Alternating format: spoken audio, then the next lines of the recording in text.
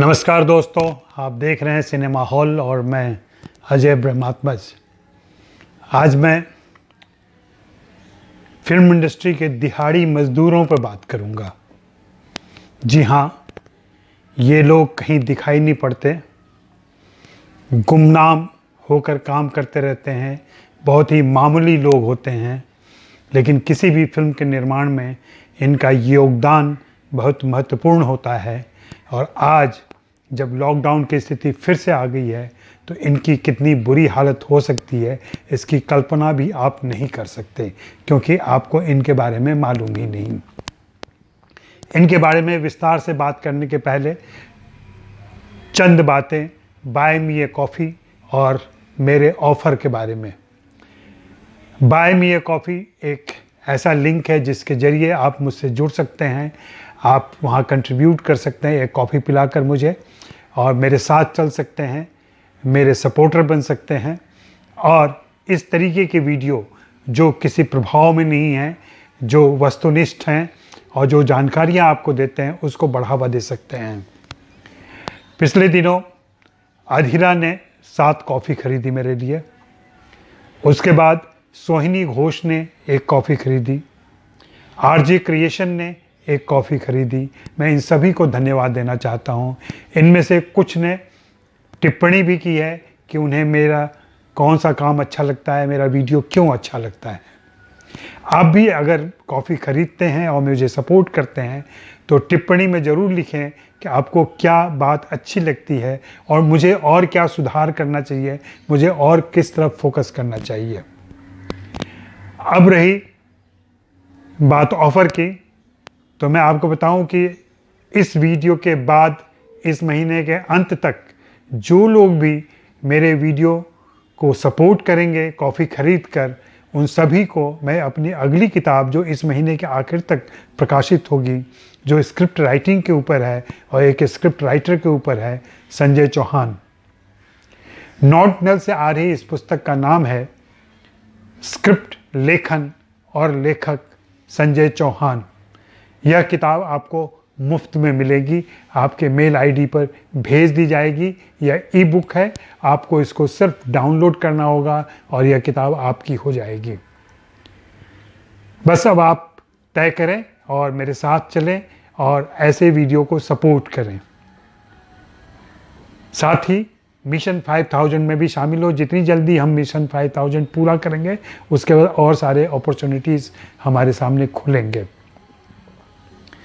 तो मैं बात कर रहा हूँ हिंदी फिल्म इंडस्ट्री में काम कर रहा है या इन जनरल भारतीय फिल्म इंडस्ट्री में काम कर रहे दिहाड़ी मजदूरों की। दिहाड़ी मजदूर में वे सारे लोग आते हैं जो जूनियर आर्टिस्ट होते हैं, जिन्हें कभी एक्स्ट्रा कहा जाता था, जो मेकअप आर्टिस्ट के सहयोगी होते हैं, जो लाइट बॉय होते हैं, जो स्पॉट दादा होते हैं, स्पॉट बॉय होते हैं, और इसके अलावा जो लोग सेट तैयार करते हैं, जो बाकी सारे काम सेट निर्माण में करते हैं, रंग रोगन से लेकर के और लकड़ी काटने से लेके कारपेंटर और तमाम चीज़ें।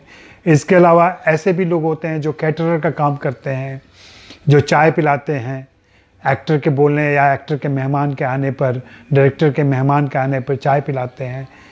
इन सभी को इन दिनों कायदे से 700 रुपये से 1000 रुपये प्रतिदिन मिलते हैं। कभी कभी इनका शोषण भी होता है, कभी कभी इनके कट भी होते हैं, फिर भी पैसे कट के कुछ मिल जाते हैं। अमूमन एक ऐसे वर्कर को महीने में 10 से 12 दिन का काम मिल जाता है। कुछ ज़्यादा मेहनती होते हैं या प्रिय होते हैं कुछ लोगों के, तो उनको ज़्यादा काम मिलता है। लेकिन अभी फिर से जब से लॉकडाउन हुआ है और शूटिंग बंद हुई है, लगभग 100 फिल्मों की शूटिंग बंद हो गई है। 100 फिल्में और टीवी शोज़। इतने सारे टीवी शोज और फिल्मों की शूटिंग बंद होने से आप अंदाज़ा लगा सकते हैं कि कितने सारे दिहाड़ी मजदूर घर बैठ गए होंगे। पिछले साल लगभग इसी समय, अप्रैल का ही महीना था, अप्रैल का फर्स्ट वीक था 2020 में, जब इसी तरीके की तालाबंदी चल रही थी और फिल्म इंडस्ट्री का काम रुक गया था, तो सलमान खान से लेकर के तमाम फिल्म बिरादरी के नामवर सदस्य सामने आए थे और उन्होंने इन दिहाड़ी मजदूरों की मदद की थी। सलमान खान ने तो 25,000 मजदूरों का बीड़ा उठा लिया था। लेकिन इस साल ऐसी कोई पहल नहीं दिखाई पड़ रही है। पिछले साल ऐसा पता चला था कि लगभग 45 करोड़ रुपए जमा हो गए थे, जो इन सारे वर्कर्स के बीच बांटे गए, इन सारे दिहाड़ी मजदूरों के बीच बांटे गए। इस साल अभी तक ऐसी कोई सुगबुगाहट नहीं दिख रही है। अभी चूँकि सिर्फ 15 दिनों के लिए यह बंदी है, लेकिन आपको मैं बता दूं कि जब भी इस प्रकार की बंदी होती है, अगर 10 दिनों की बंदी है तो 10 दिन और लगते हैं, टोटल 20 दिनों की बंदी हो जाती है। अगर 15 दिनों की बंदी है तो 15 दिन और लगेंगे फिल्म की शूटिंग स्टार्ट होने में, क्योंकि कलाकारों की तारीखें जुटानी पड़ेंगी, तकनीशियन की तारीखें जुटानी पड़ेंगी। उसके अलावा सेट जो 15 दिनों में फिर से बिगड़ गया होगा या थोड़ा पुराना पड़ गया होगा, उसका रंग रोगन करना पड़ेगा, उसकी सफाई करनी पड़ेगी और इसमें थोड़ा वक्त लगेगा।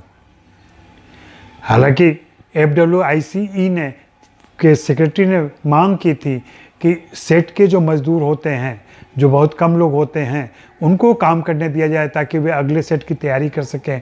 जैसे ही लॉकडाउन ख़त्म हो तो इसकी शूटिंग चालू हो सके, लेकिन नहीं, उसकी भी परमिशन नहीं मिली है। और विडंबना ये है कि इन मज़दूरों को किसी भी श्रेणी में नहीं रखा जाता है, इनको कहीं से कोई रियायत नहीं मिलती, इनको किसी सरकारी अनुदान में नहीं शामिल किया जाता, ये कहीं के नहीं होते हैं और इनमें से अधिकांश लोग इस बेकारी के दिनों में वापस चले जाते हैं।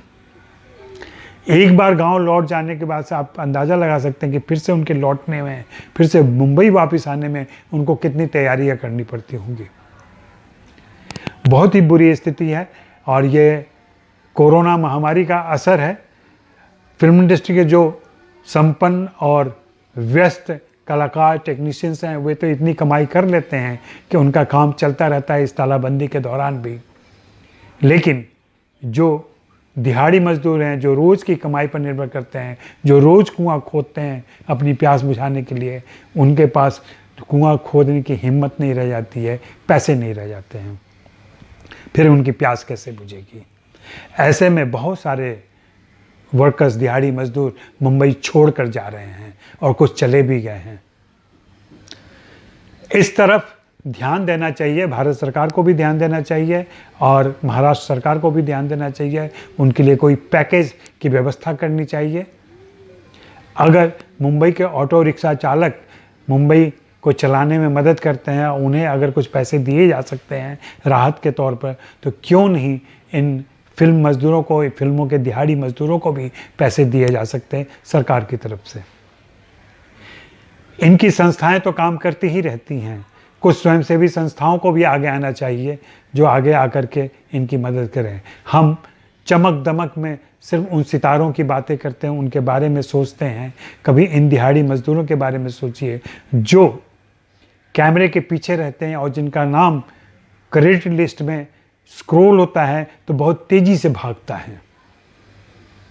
आप उनके नाम भी नहीं पढ़ पाते, आप उनके नाम भी नहीं जान पाते, लेकिन उनको इतनी खुशी होती है जब वे बड़े पर्दे पर अपना नाम देखते हैं। भले वो तेज़ी से भाग रहा हो, लेकिन जिसका नाम होता है वह अपना नाम तो पहचान ही लेता है और अपने नाते रिश्तेदारों को ही बताता है, अपने दोस्तों को ही बताता है। बहुत सारी बातें इस संदर्भ में FWICE बताते हैं कि 5 लाख के करीब उनके सदस्य हैं। इन 5 लाख में से 2.5 लाख के लगभग दिहाड़ी मजदूर हैं। तो ये मान लें कि मोटे मोटी 2.5 लाख लोग अभी बेकार हो गए हैं, उनके पास कोई काम नहीं है।